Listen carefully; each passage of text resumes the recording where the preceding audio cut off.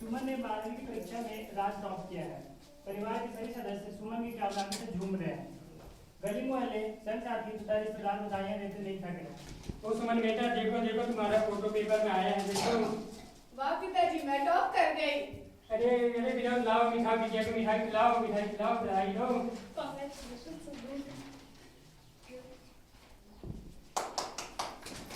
सुमन ने राज के प्रतिष्ठित विश्वविद्यालय में स्नातक की पढ़ाई के लिए नामांकन ले लिया और आगे की पढ़ाई में लग गई और साथ ही उसने नौकरी की भी तैयारी शुरू कर दी। परंतु नियति को शायद यह मंजूर नहीं था। स्नातक के तीसरे वर्ष में उसके पिता की हार्ट अटैक से मृत्यु हो गई। इसके पश्चात सुमन को अपनी पढ़ाई में भी विराम लगाना पड़ा तथा रिश्तेदारों के कहने पर उसकी शादी की बात होने लगी। आज सुमन को लड़के वाले देखने आ रहे हैं। लड़के का नाम सुशील है। वह तथा उसने आईटी रुचि से अभियंता की पढ़ाई की है। वर्तमान में वह एक मल्टीनेशनल कंपनी में काम करता है, वो भी अच्छी तनख्वाह के साथ। सुमन देखने में अत्यधिक सुंदर व हंसमुख है। लड़की के परिवार वालों ने समझदारी दिखाते हुए बिना दहेज के शादी के लिए राजी हो गए। जल्द ही उनकी शादी भी संपन्न हो गई।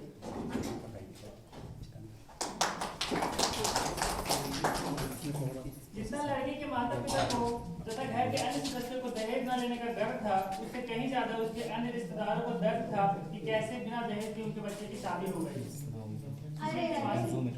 अरे देखो तो कैसी लड़की को लेकर आए हैं। मैंने जहाँ रिश्ता तय किया था ना, वो तो बहुत धनवान थी।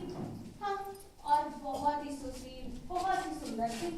वो आती तो इस घर को ना लक्ष्मी से भर देती, पर पता नहीं क्या मती मारी गई थी जो इसे ले रहा है। अरे बहन, मैंने भी इन्हें एक लड़की को देखने के लिए बुलाया था जो 1 करोड़ दहेज और फॉर्च्यूनर गाड़ी और कूलर एसी सब कुछ दे रहे थे, लेकिन इसकी किस्मत में तो यही लिखी थी। क्या ही कर सकते हैं, मती जो मारी गई थी। लड़के की बात आई, इन सब की बातों को सुनकर दिमाग चकराने लगा। मानो अब उन्हें पछतावा हो रहा था कि क्यों ही उन्होंने अपने बेटे का शादी मुफ्त में कर दिया। अब उनका रवैया अपनी बहू के प्रति बदलने लगा था। कई महीनों तक ऐसा चलता रहा। सुमन की कामयाब तलाक में रहने लगी थी। फिर एक दिन खुशी की लहर आई। पता चला कि बहू को मां बनने का सौभाग्य प्राप्त हुआ है। घर में खुशी की माहौल थी। गोद भराई की रस्म रखी गई। फिर वही लोग आए, मौसी, बुआ इत्यादि अपनी कहानियों को दोहराया उन्होंने फिर से। गोद भराई की रस्म में सुमन के परिवार वाले ना आ सके। सुमन की बुआ, अरे बहन, देखो क्या जमाना आ गया है। लड़की के घर वालों ने तो दहेज नहीं दिया, फिर भी कोई बात नहीं, लेकिन गोद भराई की रस्म में तो आना चाहिए। कम से कम इसी बहाने मिठाई उपहार तो लेके आते। कंजूस निकले कंजूस।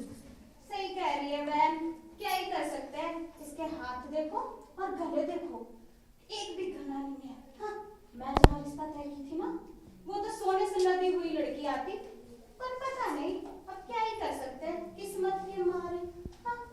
सुमन से सुनकर रहा नहीं गया और उसने बीच में ही रस्म छोड़कर अपने कमरे में चली गई। अरे यार, हम लोग का भी क्या ही इज्जत रह गया। ये देखो, बहू का तेवर उठ के चली गई तो हम मेहमान क्या करें। चलो चलो बहन, चलते। सुमन, तुम इस तरह क्यों वहां से आ गई वापस? सारे रस्म शेष था। चलो जल्दी वहां पे, सारे लोग वेट कर रहे हैं। बेइज्जती मत कराओ हमारी। मैं थक चुकी हूँ। आए दिन के ताने सुन के कभी माँ जी ताने सुनाती है, आज के आए रिश्तेदार भी ताने सुना रहे हैं। नहीं चलना होगा तुम्हें, नहीं तो हमसे बुरा कोई नहीं होगा तुम्हारे। नहीं जाना, मुझे कोई बुत बुराई नहीं करनी। सुमन, चलना होगा।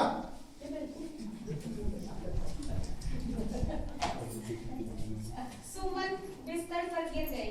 दर्द से कराहते हुए उसकी आंखों से आंसू बहने लगे। सुमन को चोट पहुंची थी, एक ऐसी चोट जिसने उसके तन के साथ साथ मन को भी गहरा घाव दे दिया। वह खुद को अपने अपनों के बीच अकेला पा रही थी। उस समय उसे कोई सहारा देने वाला न था। सुमन ने आक्रोश में आकर खुद को इस सांसारिक जीवन से मुक्त करार देने के लिए फैसला कर लिया था। कमरे में पड़े माचिस की तिल्ली से उसने आग लगा लिया और अपने साथ अपने हर जन्म में बच्चे को भी जान ले गया।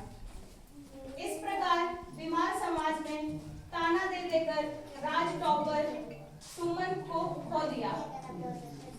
सुशील की पढ़ाई लिखाई भी उसके कोई काम न आई। वर्तमान में पूरा परिवार अभी कारावास की सजा काट रहा है। सुमन की तरह लगभग 6,450 बहू एवं बेटियों ने वर्ष 2022 में समाज की इन कुप्रथा की वजह से अपनी भेंट चढ़ा चुकी है। धन्यवाद।